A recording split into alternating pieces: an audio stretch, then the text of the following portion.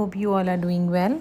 So we have already completed half part of this chapter in the previous video. The chapter is the last lesson from the book Flamingo of class 12th CBSE. This is an NCERT book. So we are going to start from here. जिन्होंने पिछली video नहीं देखी, the link is there in the description box. You can see the previous video. So we will start from here. हमने पीछे देखा इससे पहले वाले पार्ट में कि जो फ्रांस है वो किस तरह से पहले स्कूल से दूर भागता था, लेकिन अब जब उसने जिस दिन वो स्कूल आया तो उसने सब चीज़ें बहुत स्ट्रेंज देखी। तो कौन सी 3 चीज़ें स्ट्रेंज थी? तो हमने देखा कि सबसे पहले उसके स्कूल में बिल्कुल शांति थी और नॉर्मली जो है उसका स्कूल बहुत ज़्यादा हसल बसल रहती थी उसके स्कूल में। द सेकेंड थिंग इज़ उसका जो टीचर थे एम हेमल, उन्होंने बहुत ही एक डिफरेंट काइंड ऑफ क्लोथ्स डाले हुए थे जो वो इम्पॉर्टेंट ओकेजन्स पे ही डाला करते थे। And the third strange thing was that कि जितने भी विलेजर्स थे, काफ़ी सारे विलेजर्स उसकी क्लास में पीछे वाले बेंचेस पे आके बैठे थे। अब यहाँ पे जो एम हेमल है वो सबको डिस्क्लोज़ करते हैं कि जो यहाँ आज का लेसन है वो फ्रेंच का लास्ट लेसन रहेगा, क्योंकि बर्लिन से ऑर्डर्स आ गए हैं कि अब स्कूल्स में फ्रेंच नहीं जर्मन पढ़ाई जाएगी। इसलिए ये जो लेसन है आज का, ये लास्ट फ्रेंच लेसन रहने वाला है। तो अब जो फ्रांस है वो बहुत ज़्यादा इस बात से डिस्टर्ब हो गया है कि किस तरह से अब वो अपनी जो उसकी मदर टंग है फ्रेंच, वो उसको नहीं सीख पाएगा और अच्छे से उसको अभी तक फ्रेंच आती भी नहीं है, क्योंकि वो जब भी लेसन्स पढ़ाए जाते थे वो बर्ड्स को देखने लग जाता था या जो सार रिवर है वहाँ पे स्लाइडिंग करता रहता था और कभी भी इंटरेस्ट नहीं दिखाता था। तो अब जब उसकी बारी आती है तब उसकी हार्ट बीट होनी शुरू हो जाती है। जब एम हेमल उसकी टर्न देते हैं कि अब तुम्हें कुछ बोलना है, तो उसमें बिल्कुल भी डेयर नहीं रहता कि वो एम हेमल की ओर देख के उसको जवाब दे सके। तो जब वो बोलता है कुछ और वो सब कुछ कंफ्यूज हो जाता है, तो देखिए एम हेमल आगे क्या बोलते हैं। I heard M Hamel say to me I won't scold you little friends. तो एम हेमल बिल्कुल डिफरेंट, जैसे वो हमेशा क्रैंकी रहते हैं यूजुअली, तो आज क्या बोलते हैं कि मैं बिल्कुल भी तुम्हें डांटूंगा नहीं। You must feel bad enough, कि तुम्हें तो ऑलरेडी बहुत जो है वो बुरा फील होना ही चाहिए और हो भी रहा है, क्योंकि तुम्हारी अपनी लैंग्वेज जो तुम्हें आती भी नहीं है अब तुम आगे सीख नहीं पाओगे। See how it is every day we have said to our self. अब वो उसे समझा रहा है कि देखो हमेशा हमने अपने आप को क्या बोला है कि I have plenty of time, कि हमारे पास बहुत टाइम है। I will learn it tomorrow, मैं कल सीख लूँगा। And now you see where we have come out. तो where we have come out means कि देखो रिज़ल्ट क्या है, कि कहाँ पे हम लोग आज आ गए हैं कि हमारे पास अब टाइम ही नहीं है और हम क्या बोलते थे कि हमारे पास प्लेंटी ऑफ टाइम है।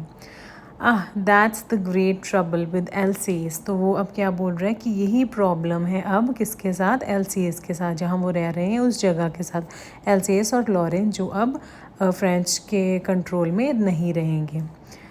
She puts of learning till tomorrow. अब यहाँ एलसीएस को पर्सोनीफाई किया जा रहा है, एक तरह से पूरी स्टेट को शी करके बोला जा रहा है कि अब एलसीएस जो है वो हमेशा ही पुट ऑफ मीन्स हमेशा डिले करते रहना कि हम कल सीखेंगे कल सीखेंगे, यही कुछ हमेशा एलसीएस के सब लोग यही करते थे। नाउ दोज फेलोज़, अब ये दोज फेलोज़ किनको बोला गया? वो पर्शियन जर्मन पीपल को। तो वो प्रशियन जर्मन पीपल्स जो है वो देखिए क्या बोलेंगे कि वो क्या बोलेंगे कि वैसे तो तुम प्रिटेंड करते हो कि तुम फ्रेंच मैन हो, लेकिन ना ही तुम बोल सकते हो अपनी लैंग्वेज और ना ही तुम लिख सकते हो अपनी लैंग्वेज। ये कैसे तुम जो है वो पेट्रियोट हुए या फिर फ्रेंच मैन हुए? But you are not the worst little poor friends. तो वो बोलता है कि सिर्फ तुम्हारे साथ ही बुरा नहीं हो रहा, कि मतलब सिर्फ तुम ही नहीं हो कि जिसके साथ वर्स्ट सिचुएशन हुई है। We have all a great deal to reproach ourself. Reproach means to blame. वो कहता है हम सबको ही किसी ना किसी तरह जो है अपने आप पे ब्लेम जो है वो लेना चाहिए कि हमने अपनी लैंग्वेज को जो है वो सीरियसली नहीं लिया। Your parents were not anxious enough to have you learn, कि तुम्हारे, अब वो क्या बोल रहा है एम हेमल उसके टीचर बोल रहे हैं फ्रांस को कि तुम्हारे पेरेंट्स कभी भी इंटरेस्टेड नहीं थे कि तुम्हें यहाँ पे भेजें वो या फिर तुम कुछ सीखो. They prefer to put you to work on a farm और at the mills so as to have a little more money. कि उनकी हमेशा प्रेफरेंस क्या रहती थी कि तुम या तो काम करो वहाँ फार्म में जाके या मिल में जाके, या फिर तुम और जो है थोड़े से पैसे यहाँ जहाँ पे तुम पैसे थोड़े से कमा पाओ और उनकी मदद कर पाओ. एंड अब वो अपने ऊपर भी ब्लेम ले रहे हैं. देखिए वो क्या बोल रहे हैं, I have been to blame also. किस तरह से वो खुद पे ब्लेम ले रहे हैं. Have I not often send you to water my flowers instead of learning your lesson. कि क्या मैंने तुम्हें भेजा नहीं कि जाओ मेरे गार्डन में मेरे फ्लावर्स को जाके पानी दे के आओ, कि इंस्टेड तुम यहाँ पढ़ने आते हो तो तुम्हें अपने लेसन्स लर्न करने चाहिए थे. And when I wanted to go fishing, कि जब मुझे फिशिंग पे जाना था तो मैं did I not give you a holiday. तो क्या मैंने तुम लोगों को छुट्टी नहीं दी जिस दिन मुझे हॉलीडे पे फिशिंग पे जाना होता था. तो वो क्या बोलता है कि मेरी भी गलती है कि मैंने आपको उस टाइम जो है वो थोड़ा इग्नोर किया और अच्छे से जो है आपको पढ़ा नहीं पाया. Then from one thing to another, जो एम हेमल जो है वो बात करते ही गए फ्रेंच लैंग्वेज के बारे में. फिर वो क्या बोलते हैं कि फ्रेंच लैंग्वेज वो जो है वो मोस्ट ब्यूटीफुल लैंग्वेज है इन द वर्ल्ड. पूरी दुनिया में सबसे क्लियरेस्ट, सबसे लॉजिकल लैंग्वेज है कौन सी, फ्रेंच. वो अपनी मदर टंग की जो है वो एक तरह से उसकी प्रेज़ कर रहे हैं. वी मस्ट गार्ड इट, कि हमें क्या है उसको गार्ड करना चाहिए, उसे प्रोटेक्ट करना चाहिए. It among us and never forget it, कि हमें उसे गार्ड करना चाहिए और उसे कभी भी भूलना नहीं चाहिए. क्योंकि वो क्यों बोल रहे हैं, because when people are enslaved, कि जब लोग गुलाम होते हैं किसी के, as long as they hold fast to their language, जितना ज़्यादा उनका कंट्रोल अपने लैंग्वेज पे रहता है या जब तक उनका कंट्रोल अपने लैंग्वेज पे रहता है, तो वो उनकी मदर टंग, उनकी लैंग्वेज क्या बनती है, एक तरह से उनकी चाबी बन जाती है गुलामी तोड़ने की या उनकी प्रिजन तोड़ने की. प्रिजन मीन्स जेल तोड़ने की या गुलामी तोड़ने की. तो when he opened grammar and read us our lesson, तो अब फ्रांस क्या बोल रहे हैं कि जब एम हेमल ने बुक खोली ग्रामर और रीड करना शुरू किया लेसन, वो बहुत ही ज़्यादा अमेज्ड हो गए. कौन, लिटिल फ्रांस. वो बहुत ज़्यादा खुश हुआ, सरप्राइज़ हुआ. क्यों, क्योंकि उसे हर चीज़ बहुत अच्छे से समझ आई. All he said seemed so easy. तो उसे सब कुछ बहुत ईजी लगना शुरू हो गया. I think too that I had never listen so carefully. तो वो क्या बोलता है कि मुझे ऐसे लगता है कि मैंने कभी भी चीज़ें अच्छे से समझी ही नहीं हैं. And that he had never explain anything to me with so much patient. यहाँ कहता मैंने चीज़ें खुद अच्छे से नहीं सुनी या फिर एम हेमल ने हमें अच्छे से कभी चीज़ें इतनी अच्छे से एक्सप्लेन ही नहीं की इतने ज़्यादा पेशेंस के साथ. It seems almost as if the poor man wanted to give us all he knew before going away. तो वो अपने टीचर को क्या बोल रहा है, पुअर मैन, कि ये बेचारा क्या चाहता है, एम हेमल बेचारे क्या चाहते हैं कि जाने से पहले वो हमें सब कुछ जो है वो सिखा जाए. And to put it all into our heads at once, true, कि एट वंस, एक ही बार में वो हमें सब कुछ जो है सिखा दें. आफ्टर द ग्रामर, अब ग्रामर का लेसन कंप्लीट हो गया. अब क्या बारी थी राइटिंग के लेसन की. और उस दिन दैट डे एम हेमल के पास न्यू नोटबुक्स थी उन सब के लिए, written in a beautiful round hand. तो क्या लिखा हुआ था वहाँ पे, फ्रांस एल्सेस. तो फ्रांस एल्सेस वहाँ नोटबुक पे लिखा हुआ था. They looked like little flags floating everywhere in the school room. तो इस तरह से लग रहा था कि छोटे छोटे फ्लावर्स जो हैं वो हर तरफ स्कूल रूम में जो है वो फ्लोट कर रहे हैं. Hung from the rod at the top of our desk. तो वहाँ वो झंडियाँ लगाई हुई थी उसकी डेस्क पे. You ought to have seen how every one set to work, कि किस तरह से यू शुड, वो हमें बोल रहा है कि यू शुड सी, कि किस तरह सब अपने अपने काम पे लगे हुए थे और किस तरह वहाँ पे उस दिन बहुत ज़्यादा शांति थी. The only sound was the scratching of the pens over the paper, कि सिर्फ साउंड किस चीज़ की थी कि जो जब लिख रहे थे सब तब पेपर के ऊपर जो पेन के चलने की. Once some beetles flew, beetles होते जो इंसेक्ट्स, कभी बीटल्स फ्लू कर रहे थे but nobody pays attention to them, लेकिन किसी को कोई फ़र्क नहीं पड़ रहा था.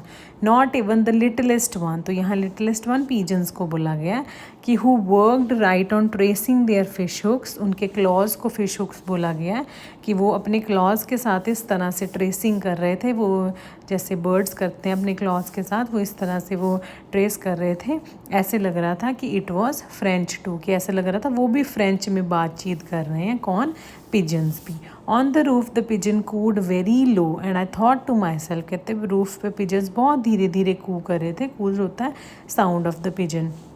और वो फ्रेंड्स क्या सोचता है कि मैं खुद से ये सोचता हूँ कि क्या ये जो लोग हैं ये पिजन्स को भी जर्मन जो है वो सिखाएंगे, कि पिजन्स भी आज से फ्रेंच की जगह या अपनी इस लैंग्वेज की जगह जर्मन में गाया करेंगे.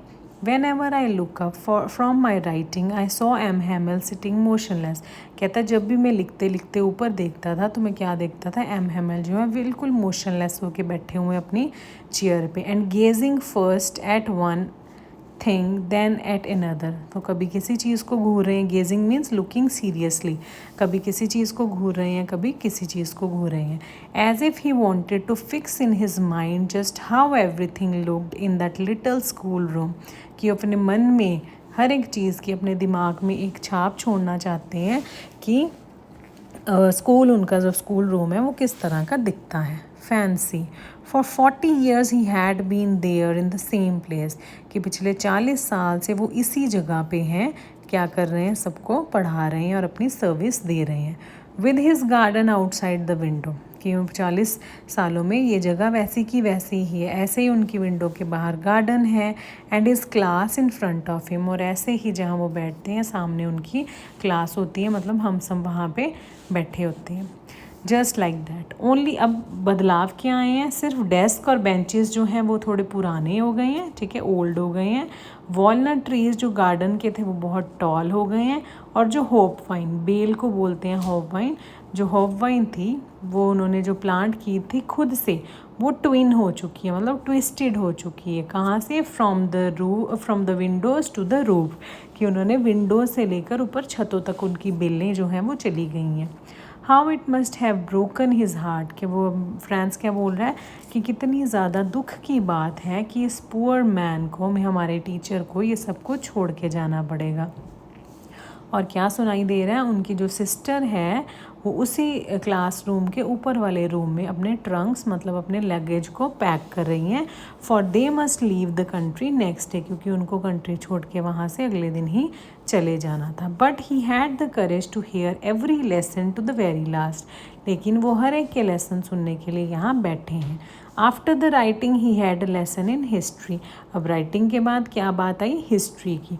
एंड देन द बेबीज़, यहाँ बच्चों को, स्टूडेंट्स को बेबीज़ बोला गया कि क्या चैंट करना शुरू करते हैं? बा, बी, बे, बो, बू. जैसे हम फोनेटिक्स सिखाते हैं, मे बी ये स्टार्टिंग जैसे प्राइमरी बुक्स हैं तो वहाँ से उनको सिखा रहे हैं. Down there at the back of the room, और बिल्कुल लास्ट में कौन बैठे हैं? Old Hauser. Had put on his spectacles, उन्होंने अपनी चश्मे लगाए हुए हैं. Holding his primer in both hands, दोनों हाथों में अपनी वो प्राइमर, एक छोटे बच्चों वाली बुक पकड़ी हुई है. Spelled the letters with them, और उन बच्चों के साथ, मे बी जो हॉजर है उन्होंने भी फ्रेंच को अच्छे से नहीं पढ़ा, इसलिए वो बच्चों के साथ वो सब चीज़ें रिपीट कर रही हैं. You could see that he too was crying and his voice trembled with emotion, कि वो थोड़ा थोड़ा रो भी रहे थे और उनकी आवाज़ कभी कभी शेक कर रही थी, ट्रैम्बल कर रही थी इमोशंस के साथ, रोने के कारण. It was so funny to hear him that we all wanted to laugh and cry, कितना फ़न लग रहा था उनको सुनने में कि हम सबको हंसी भी आ रही थी और हम रोना भी चाह रहे थे. How well I remember it that last lesson, फिर से वो इसी बात पे आता है कि मैं किस तरह से इस चीज़ को याद रखूं कि ये हमारा लास्ट लेसन है. All at once the church clock struck 12, कि चर्च में 12 बज जाते हैं. देन दी एंजलस, फिर उनकी प्रेयर, जो चर्च में प्रेयर बोलते हैं एंजलस, वो सुनाई जाती है. और उसी टाइम, सेम टाइम क्या है? ट्रम्पेट्स, जो म्यूज़िकल इंस्ट्रूमेंट्स जो हैं उनको बोलते हैं ट्रम्पेट्स. किन के म्यूज़िकल इंस्ट्रूमेंट्स? प्रशियंस के, जो ड्रिल से वापस आ रहे थे. जैसे हमने स्टार्टिंग में देखा जब वो स्कूल जा रहा होता है तो वहाँ उस ओपन फील्ड में वो उनको ड्रिलिंग करता हुआ देखता है। लेकिन अब जो है जैसे ही क्लॉक भी बंद हो गई उसी तरह उनकी ड्रिलिंग भी बंद हो जाती है, क्योंकि वो साउंड जो है ट्रम्पेट्स की बंद हो जाती है, क्योंकि वो ड्रिलिंग से वापस आ जाते हैं। साउंडेड अंडर आर विंडोज़, ठीक है, अब वो रिटर्न कर रहे हैं ड्रिलिंग से। M Hamel stood up very pale. Pale means जब रंग उड़ जाना फेस का, उसको बोलते हैं पेल हो जाना, पीले पड़ जाना। तो एम हेमल जो है वो उठ जाते हैं, ठीक है, अपनी चेयर से। और फ्रेंड्स क्या बोल रहा है कि पहली बार मैंने इनको जो है चेयर से उठते हुए देखा है और वो इतने ज़्यादा टॉल लग रहे थे। माई फ्रेंड्स सेड ही आई। तो अब एम हेमल जो है कुछ बोलने की कोशिश करते हैं, आई करके ही चुप हो जाते हैं, क्योंकि कुछ उनको चोक कर जाता है और वो आगे बोल नहीं पाते। Choke means unable to speak and he could not go on, वो आगे कुछ बोल नहीं पाते। Then he turn to the blackboard, फिर वो ब्लैक बोर्ड की ओर अपना फेस कर लेते हैं और एक पीस ऑफ चॉक पकड़ते हैं and bearing on with all the might, कि जितनी भी उनके अंदर स्ट्रेंथ थी, हिम्मत थी, वो सब जुटाकर वो ब्लैक बोर्ड पे क्या लिख देते हैं, ये, ठीक है, विवला फ्रेंड्स। तो बड़े बड़े अक्षरों में वहाँ पे लिख देते हैं, जितना बड़ा लिख सकते थे। He wrote as large as he could. Then he stopped and leaned his head against the wall, फिर रुक जाते हैं और अपना सिर जो है इस तरह से दीवार पे लगा लेते हैं। एंड विदाउट अ वर्ड, और बिना कुछ बोले हुए एक जेस्चर मीन्स एक सिग्नल करते हैं सबको अपने हाथ के साथ कि स्कूल इज़ फिनिश्ड, की जैसे हम ऐसे हाथ करते हैं कि चले जाओ, तो इसी तरह से बोलते हैं वो, बिना बोले इस तरह से सिग्नल देते हैं सबको कि स्कूल फिनिश हो गया, आप सब लोग यहाँ से चले जाओ। तो this was the first chapter